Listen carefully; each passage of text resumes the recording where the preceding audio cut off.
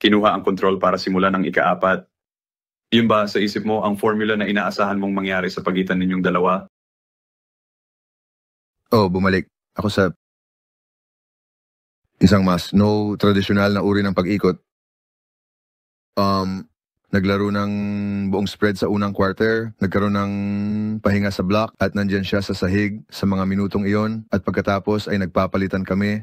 Dahil siya ay malinaw na isang tao na maaari mong patakbuhin ang opensa at kayang humiling ng atensyon, lumikha ng mga bentahe at syempre makakuha ng mga foul. Kaya isang laro maraming dapat pagtuunan.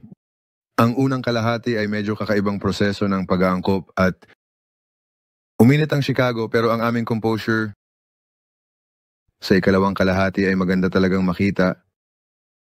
Ang ideya na talagang sinadya namin ang lahat ng bagay na sinusubukan naming gawin sa ikalawang kalahati at malinaw na nagtagumpay ito. Ano sa tingin mo sa kanya sa kabuuan para sa larong ito? Ibig sabihin matagal na siyang wala at alam kong sabik na siyang makabalik doon.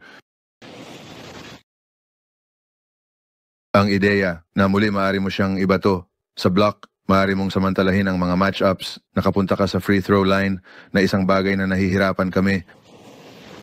Ano ang paggawa ng tamang galaw? Paggawa ng tamang pagbabasa. Sa huli, tulad ng paraan ng paglalaro namin, kailangan lang mag-adjust ng kaunti sa pagpapabagal at pag-unawa.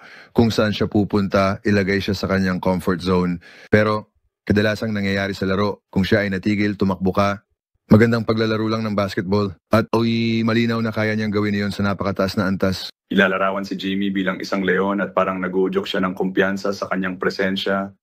Naramdaman mo ba ang ganitong bagay sa kanyang unang laro? Kapag naglalaro ka laban sa kanya, siya ay isang tao na dapat bantayan. Maaari siyang mangibabaw sa laro sa iba't ibang paraan. Sigurado akong nagiging komportable siya. Patuloy pa rin kaming may magagandang pag-uusap sa gilid, sinusubukang ayusin ang mga bagay. Hindi ko sinisikap na gawing mas komplikado ito. Pero para sa kanya naramdaman ang kanyang presensya sa lahat ng aspeto. Dahil sa paglalaro laban sa kanya at nakikita ang tagumpay na natamo niya bilang isang panalo, may dahilan kung bakit siya nakarating sa 2 finals. May dahilan, alam mo, kung bakit siya may ganitong reputasyon. At muli pa isang laro, magandang simula. Gusto ko lang ang iba't ibang hitsura na ibinibigay niya, tiyak.